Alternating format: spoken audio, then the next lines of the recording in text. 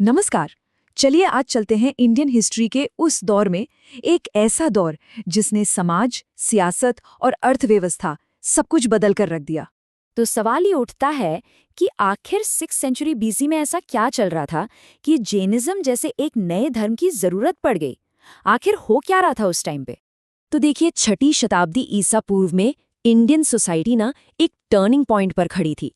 वैदिक संस्कृति अपनी चरम सीमा पर थी, लेकिन उसके जो जटिल रिचुअल्स थे, जो जन्म पर आधारित वर्ण व्यवस्था थी, उसने ना समाज में काफी ज्यादा तनाव पैदा कर दिया था। लोग, और खास करके जो प्रीस्टली क्लास यानी पुरोहित वर्ग के बाहर थे, वो इन कॉम्प्लिकेटेड रिचुअल्स और उनके बेमतलब के खर्चों से तंग आ चुके थे। सवाल उठने लगे थे। आप अंदाजा लगाइए, सामाजिक अशांति इतनी ज्यादा थी कि उस दौरान लगभग 62 अलग अलग धार्मिक संप्रदाय सामने आ गए, और इन सब में से जैन धर्म और बौद्ध धर्म सबसे प्रमुख थे। तो चलिए अब देखते हैं कि इस बदलाव की वजह क्या थी। आखिर वो खास कारण क्या थे जिन्होंने इस पूरी क्रांति की जमीन तैयार की। देखिए, ये सारे फैक्टर्स एक साथ आ गए।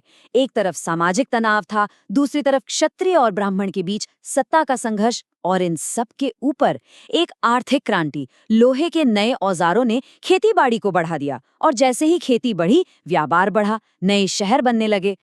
तो अब जो ये नया व्यापारी वर्ग यानी वैश्य आगे बढ़ रहा था, उन्हें कैसे धर्म की जरूरत महसूस हुई जो उनके प्रोफेशन को, उनके काम को रिस्पेक्ट दे।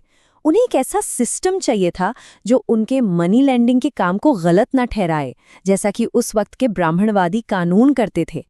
और इसी सामाजिक और आर्थिक बदलाव के बीच एक ऐसी शख्सियत सामने आई जिसने इतिहास का रुख मोड़ दिया, वर्धमान महावीर। एक बात समझना जरूरी है, महावीर ने जैन धर्म शुरू नहीं किया। वो इसकी एक बहुत लंबी परंपरा के 24वें तीर्थंकर थे। लेकिन उन्होंने इस धर्म को जो नया रूप दिया, उसकी वजह से उन्हें ही इसका असली संस्थापक माना जाता है। उनकी जर्नी देखिए। एक राजकुमार थे, वैशाली के, लेकिन 30 साल की उम्र में सब कुछ छोड़कर वो एक तपस्वी बन गए। और फिर पूरे 12 साल की कठिन तपस्या के बाद 42 साल की उम्र में उन्हें केवल ज्ञान यानी कि परम ज्ञान की प्राप्ति हुई। और इस ज्ञान के बाद ही वो कहलाए महावीर, यानी महान योद्धा, और जिन यानी जिसने खुद को जीत लिया हो, और यहीं से जिन से ही उनके फॉलोअर्स जैन कहलाए। तो महावीर ने इस परेशान समाज को क्या सल्यूशन दिया? उनकी शिक्षाएं, आप देखेंगे, उस वक्त की हर प्रॉब्लम का एक सीधा जवाब थीं। उनकी 5 बड़ी शिक्षाओं में से जो 5 व्रत हैं, सबसे जरूरी था अहिंसा यानी नॉन वायलेंस, किसी को भी तकलीफ न पहुंचाना। और सोचिए, ये आइडिया उस व्यापारी वर्ग को कितना पसंद आया होगा जो हमेशा लड़ाई झगड़े और युद्ध से परेशान रहता था। तो मैसेज बिल्कुल साफ था। मोक्ष के लिए आपको बड़े बड़े कर्मकांडों की जरूरत नहीं है।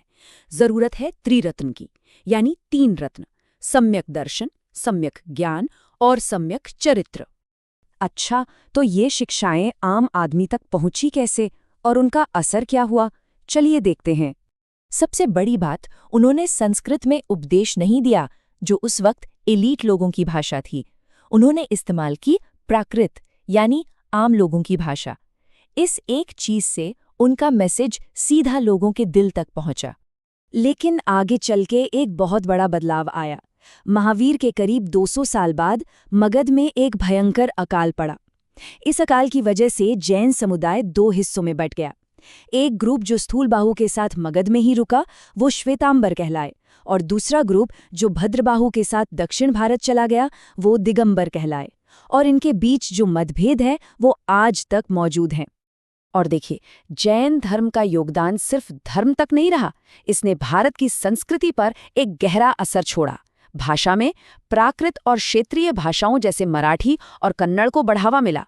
साहित्य में बहुत महत्वपूर्ण ग्रंथ लिखे गए, और कला और वास्तुकला तो कमाल की है। उदयगिरी की गुफाएं, गोमतेश्वर की मूर्ति, दिलवाड़ा के मंदिर, ये सब इसकी मिसाल हैं। लेकिन यहाँ एक बहुत इंटरेस्टिंग सवाल खड़ा होता है। जैन धर्म ने ब्राह्मणवादी कर्मकांडों का विरोध किया, उसे कभी कोई खास राजनीतिक समर्थन भी नहीं मिला। फिर भी ये 2500 साल से जिंदा है, जबकि बौद्ध धर्म भारत से लगभग गायब हो गया। ऐसा क्यों? शायद इसकी वजह इसके सिद्धांतों की मजबूती और इसकी समर्पित कम्युनिटी है। अगर आपको ऐसे ही और दिलचस्प विषयों को आसान भाषा में समझना है तो हमारे चैनल को सब्सक्राइब जरूर करें।